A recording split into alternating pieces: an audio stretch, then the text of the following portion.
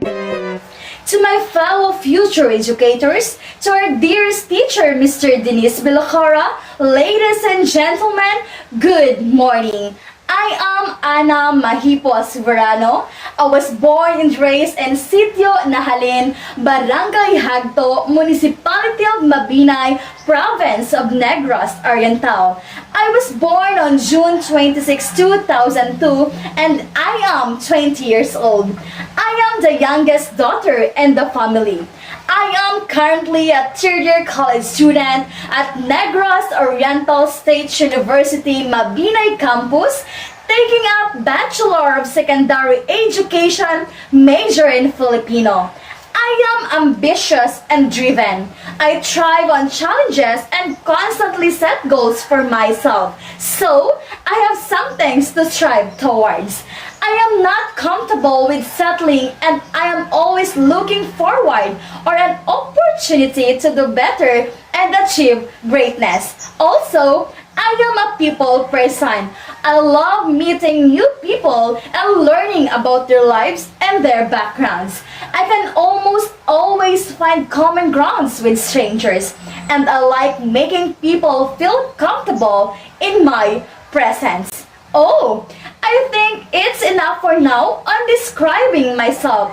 And let's move forward to the real purpose of this video, which is to make a 4 to 5 minutes reflection about on Task 1, Task 2, Task 3, Task 4, and Task 5, and the last one is the Task 6. But before I will start on my video presentation, let me present to you the preview topics of Task 1 to Task 6. On Task 1, we are tasked to define the following. First, who is a teacher? Second, what are the teacher responsibilities? Third, what is curriculum? Fourth, what is the relationship between the teacher and the curriculum? And the fifth is to look for syllabus related to the subject online. And on Task 2, we are tasked to research about basic education curriculum for secondary level in the Philippines. And on Task 3, we choose a certain country abroad and do a comparison of curriculum, the Philippines basic education curriculum on secondary level versus my chosen country, which is the Iceland, and their curriculum for secondary level.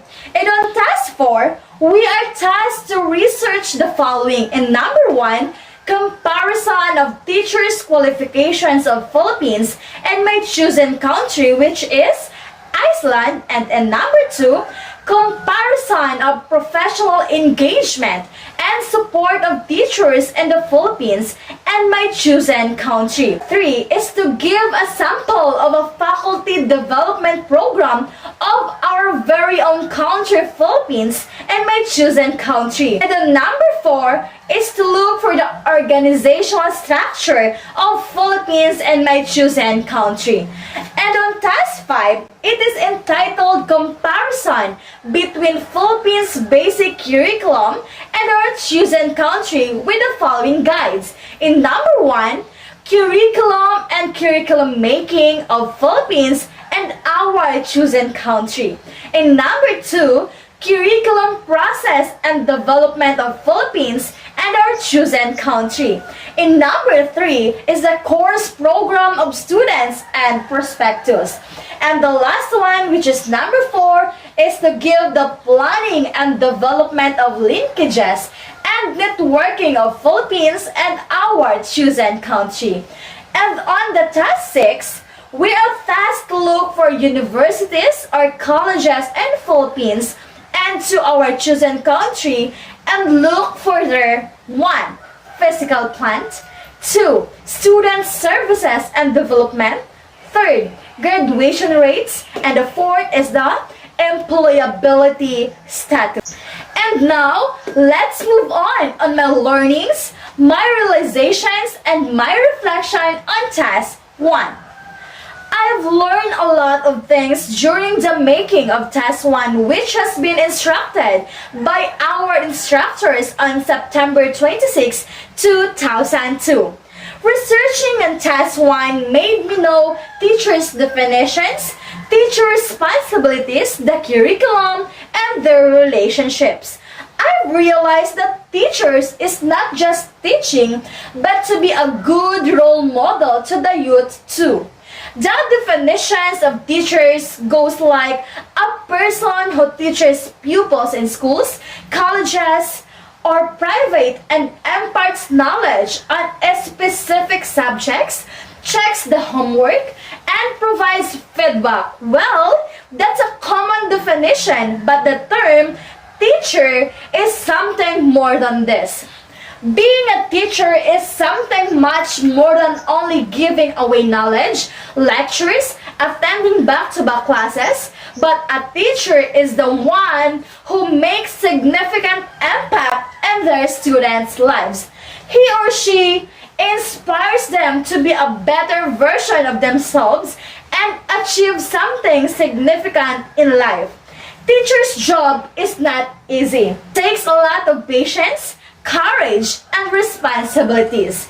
During the making, I found out that the teachers has a tons of responsibilities, and some of these are as a mentor, as a mediator, as a resource house, as a moral booster, as a motivator, continuous learner, a good listener, and many more. Moreover, teachers and curriculum has a relationship. These relationships involve teachers becoming more aware of their practices, their students' learning, and the connection between their practices and their students' learning. In other words, the teacher is trying to ensure fit between student understanding and curriculum. Regarding knowledge surveys, teachers would know they are providing a pedagogical tools that supports learning and offers needed visibility for students. In addition, once teachers have laid out course content and their knowledge surveys, they can look ahead and anticipate which learning strategies would be the best match for upcoming material. Analyzing ahead of time the benefits of, let's say, using structured group work for a particular learning module, teachers could prepare themselves and their students for that type of activity. In conclusion, teacher is considered as a noble profession, and teachers' presence is vital in student lives. They are the one who is shaping and molding students' future. So, let's respect and give bountiful love to our dearest teachers, our human heroes. I'm done presenting my learnings, my realizations, and my reflection on Task 1. I am now going to present my reflection on Task 2, which is all about basic education curriculum for secondary level in the Philippines. I've learned many more things about curriculum on secondary level in Philippines because of this Task 2. I learned that we have an excellent educational system in the Philippines. What makes the education really deteriorating is the support of the government. It is deteriorating to a certain degree, especially in the rural public schools. Accommodating 50 students or more in a substandard classroom, substandard books, lack of speech and lack of science apparatus, and learning materials greatly affect the learning conditions of the students. Teachers will be stressed with the conditions of jam-packed classrooms and handling 6 to 7 classes a day. You could imagine how unsuitable that atmosphere is not conducive for learning anymore. Dilapidated and substandard classrooms, lack of teaching and learning materials have been a long time problem. But still, substandard textbooks, obsolete textbook which does not conform to the topic and learning skills design and the curriculum remain to be an issue. Moreover, some subjects do not even have the prescribed textbooks. One of the examples why I personally say that education should be taken seriously by some implementers is the existing problems of the slow readers and even students who could hardly read a two-syllable or more than 5 words. It has been already expected that an elementary graduates can already read and comprehend, but there are some who are tagged as slow readers and a few considered to be a non-readers in high schools, especially in the first year level. High school teachers are not tasked of teaching them the very basic of reading, yet the problem is there. Why do we allow students in elementary that could hardly read and write to be promoted in high school? They will only have a hard time coping with a more challenging task in learning. I realize that education is forever developing, changing, growing, and alive. It is a continuous process. One should not cease finding opportunities for learning new things. The knowledge that a person acquires himself, herself, is here or her treasure in life. Yes, it is slowly deteriorating, sad but true. With the different factors involved, idealistic curriculum should not only be reflected in a paper as a more vision, but it should be something realistic and attainable. Try to note of the newly implemented secondary school curriculum, yet no single textbooks is being provided for it. It is really sad and depressing when we look to our public school system nowadays. Teachers in the far-flung areas or in rural public schools will have a hard time reproducing the learning materials, and students also will have a hard time doing a follow-up activity for the suggested topic. Be reminded that not all public schools have the internet connections, and not all teachers and students are computer literate. Thus, teachers will have a hard time modifying the activities to be given. With this, there is no assurance that the ultimate goal of our educational system will be achieved. Curriculum developers are tasked to design models which are subject-centered, learner-centered, and problem-centered based on the different theories of learning. Maybe it is time also to realign the funds directly to educational program of government like school buildings, hiring eligible and dedicated teachers, and providing standard textbooks, audiovisual gadgets, and other learning materials to make teaching to be a goal-oriented. From now on, education standard will be more improved if the government and implementers of our educational system will work in hand to move with its trends and implement innovations. Learning competencies should be designed to enable one to learn the skills and positive human values that will help one grow into articulate, socially committed, and productive Filipino citizen. It should not only tend to rely on the theories rather than on practical things which be useful once a student leaves the school. There are factors involved in the educational system we have today, and the solution lies primarily in our government. The government should do something about this issue. Education is very important if we want to have a progressive Philippines.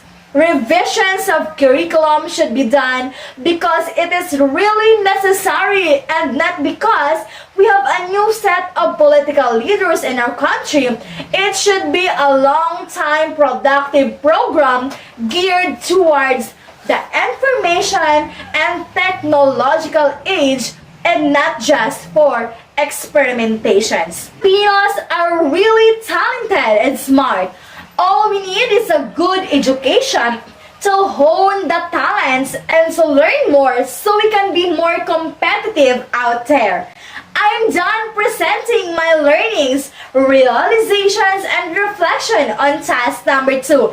And now, I am now going to present my reflection on task 3, which is all about comparison of curriculum, the Philippines Basic Education Curriculum on secondary level, which is Iceland, and their curriculum for secondary level. It's another day, another task, another learning. This task is a little bit challenging since we are already choose a certain country for us to compare the basic education curriculum for secondary level here in Philippines and to our chosen country.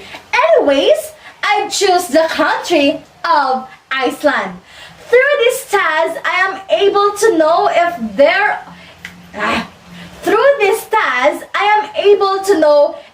there is a curriculum differences or it's the same. I learned and knew that our Philippines education system started from crude education, which means started from informal, unstructured, and devoid of method from pre-Spanish period.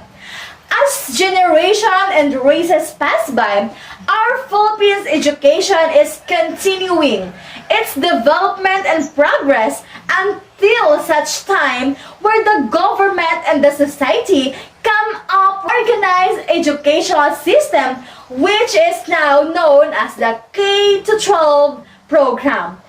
In the Philippines, a 13-year education is mandatory by law. These 13 years run from kindergarten up to grade 12, also known as the K-12 program, after which students have the options of whether to pursue higher education or not. 3 government agencies manage the different levels of education in the Philippines.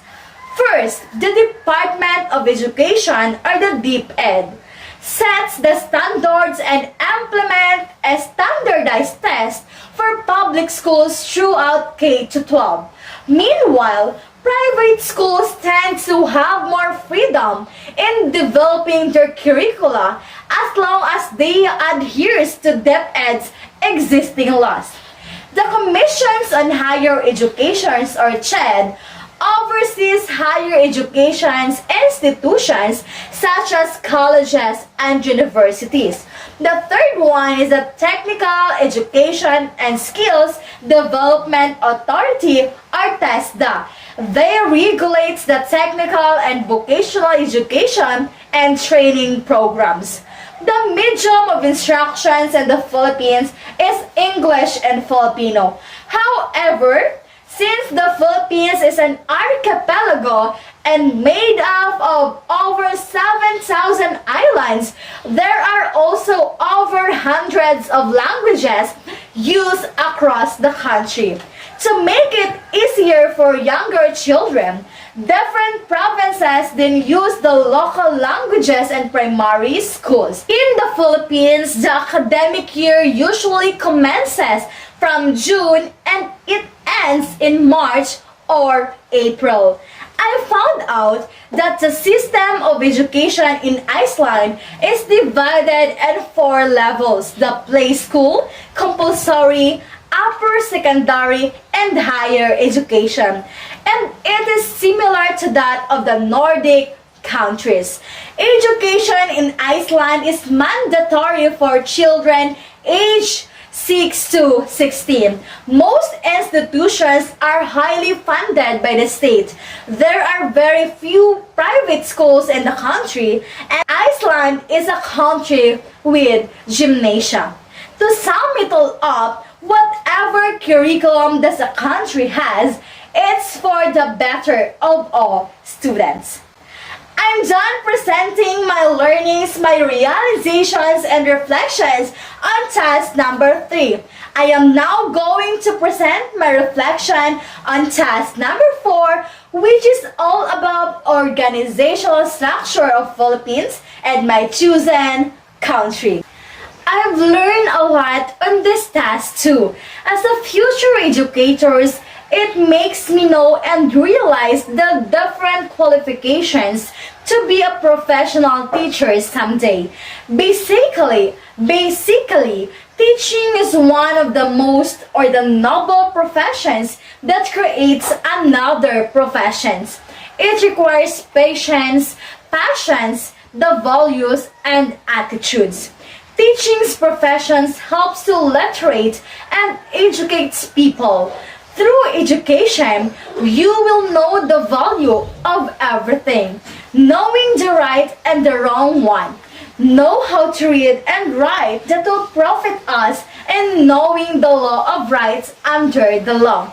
Education can improve one's life. It varies a wide range in our life because it covers life, health, livelihood, interactions, and communication. According to research, teaching is the specialized applications of knowledge, skills, attributes designed to provide unique service to meet the educational needs of individual and society. The choice of the learning activities where the goals of education are realized in the school is the responsibility of the teaching professions.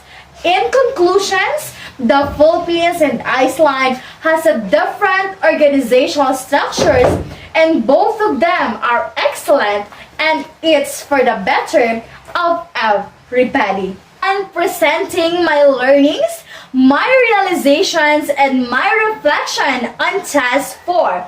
And now, I am now going to present to you my reflection on task 5, which is all about comparison between Philippines' basic curriculum and our chosen country.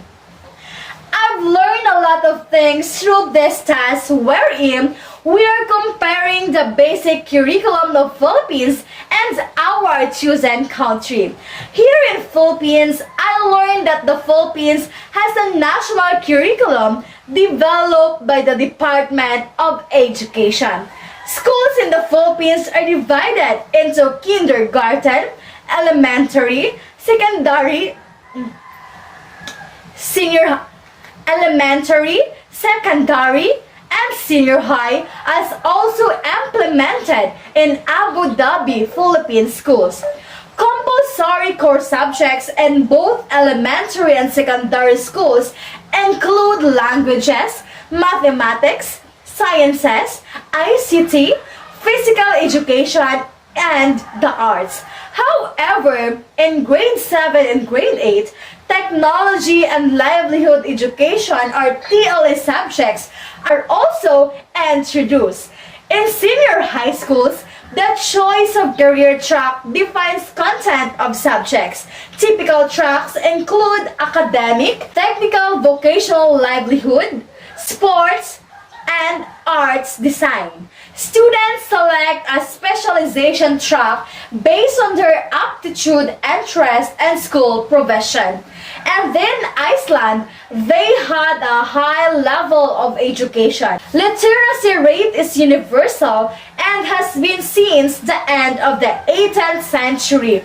In 1907, schools attendance was made obligatory for all children aged 10 to 14. Today, Iceland's educational system has 4 levels, of which only one is compulsory. A fundamental principle of the Icelandic educational system is that everyone should have equal opportunities to acquire an education irrespective of sex, economic status, residential locations, religion, possible handicap, and cultural or social background. In conclusion, both countries have a different story to tell about their curriculum. The most important is that both countries is doing their best to give a very good education. I'm done presenting my learnings, realizations, and reflection on Task 5. I am now going to present my reflection on Task 6, which we are tasked to look for universities or colleges in Philippines and to our chosen country and look for their physical plant, student services and development, graduation rates, and employability status. I've learned a lot because of this task too, even it's a little bit challenging. During the making and researching reliable informations on our task 6, which is comparison of physical plant, student services and development, graduation rates, and employability status of our chosen university here in Philippines and to our chosen university in our chosen country abroad. I find it exciting to investigate such information because we all know that there are some schools that is not popular. Therefore, the information that we needed is not uploaded in internet. But in my case, I didn't ask for the information of everybody. I choose University of Philippines Los Baños, and it is one of the top university here in our country. Therefore, all the informations I've needed is there. Added on, they had a website wherein it is very informative. Moreover, I feel so ecstatic too to know the such things in my chosen university in Iceland, which is University of Reykjavik, because it's just this year I know that the most of the universities, maybe it's the local or international, they have the same perspective, which is to help and mold students to the best versions and to the best they can be. But still, there are some things in universities that is different, that make them unique and unforgettable. And that's all for today's video. See you again to my next video presentations. Bye!